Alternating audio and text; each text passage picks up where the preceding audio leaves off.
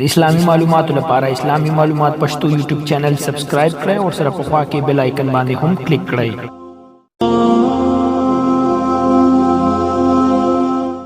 خاموشي څه شی دی؟ نن درته د خاموشۍ په باره کې اووه ګټې ښایم. اووه ګټې درته وایم چې د خاموشۍ کومې اووه ګټې دي. اول، خاموشي داسې عبادت دی چې بدن ته تکلیف نه رسوي. دویم، خاموشي داسې ښایست دی چې هیڅ قسم سنگار ته پکې ضرورت نشته.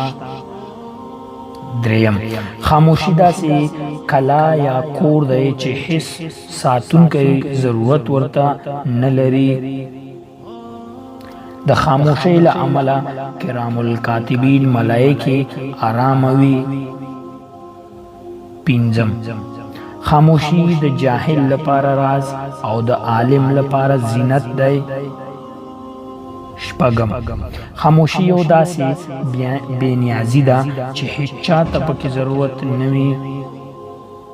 اووم، خاموشي د انسان د ټولو عیبونو پرده ده. نو مهرباني وکړئ خاموشي اختیار کړئ. هر وخت خاموشه اوسئ. بغیر له ضرورته هیڅ چا سره خبرې مه کوئ.